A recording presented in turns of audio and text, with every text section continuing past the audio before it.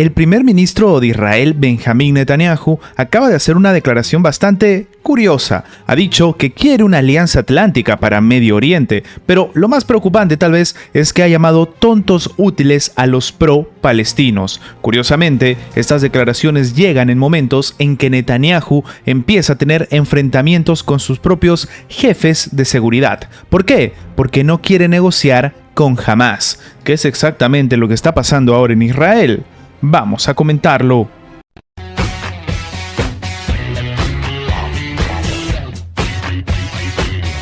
En su reciente visita a Estados Unidos, el primer ministro de Israel, Benjamín Netanyahu, ha llamado a crear una alianza militar en Medio Oriente, al mismo estilo de lo que significa la Alianza Atlántica en Europa. Asimismo, el líder israelí catalogó como tontos útiles de Irán a aquellos ciudadanos pro-palestinos que se manifestaron en su contra durante su visita. Así como lo escuchan, faltándole el respeto incluso a los propios ciudadanos norteamericanos. Estados Unidos e Israel hoy pueden forjar una alianza de seguridad en Medio Oriente para contrarrestar la creciente amenaza iraní.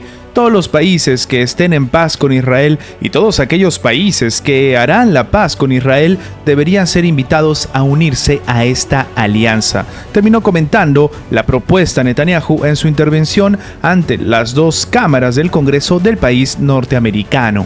Es evidente el terror, la ocupación, la invasión, las agresiones, el exterminio de la población palestina, la hipocresía absoluta, el ocultar que todas las agresiones, todas las invasiones, todo el exterminio que se ha generado en el 99,9% en Asia Occidental ha sido responsabilidad de Estados Unidos y de la OTAN. Terminó advirtiendo al respecto el analista internacional Pablo Jofré Leal. En este contexto, en la capital estadounidense, miles de personas se congregaron para protestar en contra de Netanyahu y la guerra en Gaza.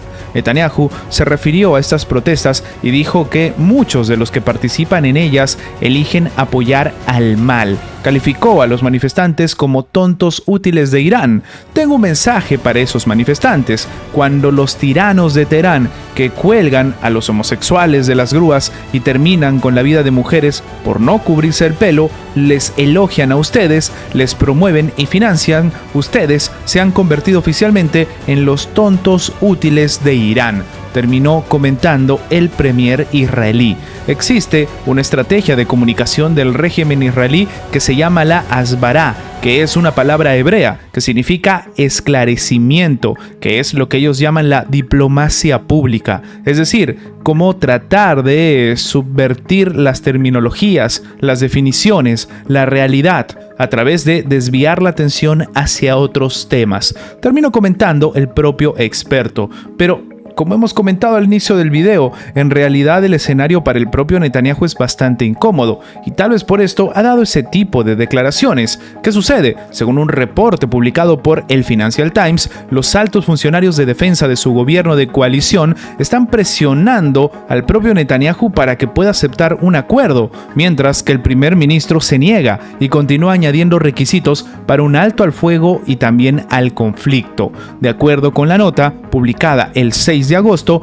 por el medio británico, Netanyahu está muy en desacuerdo con los principales jefes de seguridad de su administración sobre el acuerdo que podría poner una pausa a las hostilidades finalmente entre Israel y Hamás, que evidentemente esto empieza a preocupar también al propio Estados Unidos, que está viendo en primera fila cómo simplemente no se pueden poner de acuerdo. Según indica el diario, los funcionarios de seguridad que apoyan un acuerdo incluyen al jefe de las Fuerzas Armadas, Herzi Halevi, el jefe de la agencia de espionaje Mossad, David Barnea, principal negociador de Israel en estas conversaciones, y Ronen Bar, jefe de la agencia de seguridad interna Shin Bet. Una persona familiarizada con la situación ha dicho que todas las figuras de la defensa presentes en una reunión la semana pasada estaban a favor de llegar a este acuerdo. De acuerdo con el Financial Times, el ministro de Defensa Yoav Gallant también está ya a favor de firmar un acuerdo y el artículo recuerda que en una reciente conversación con su homólogo italiano, el funcionario de Israel sentenció que era importante lograr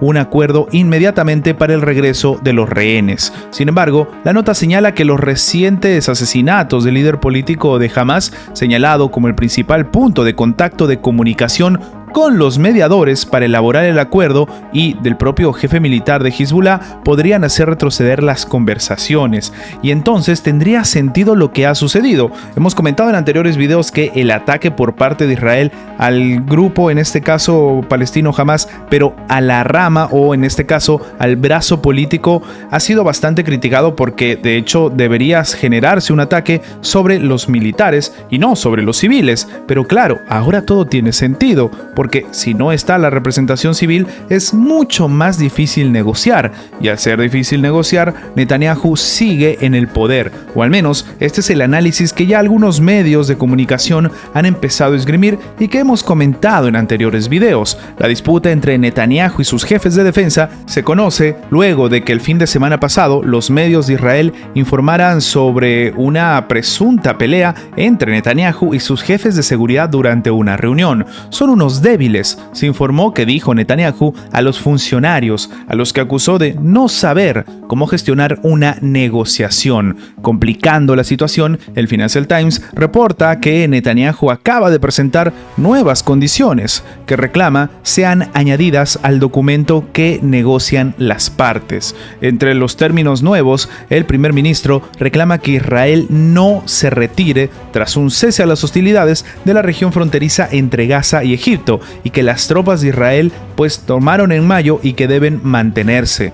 Netanyahu también exige que se encuentre algún tipo de mecanismo para impedir que los hombres armados de Hamás regresen al norte de Gaza, junto con cientos de miles de palestinos desplazados que tendrían que viajar a través de un segundo corredor controlado por el ejército de Israel, según agrega la nota. Sin embargo, lo que llama la atención de todo esto es que, de hecho, entre Palestina y, como hemos dicho, Israel, existe también una disputa incluso económica, y es que la Autoridad Nacional Palestina ha dicho que va a tener que acudir a instancias internacionales si el Estado hebreo no devuelve los impuestos retenidos desde comienzos de año.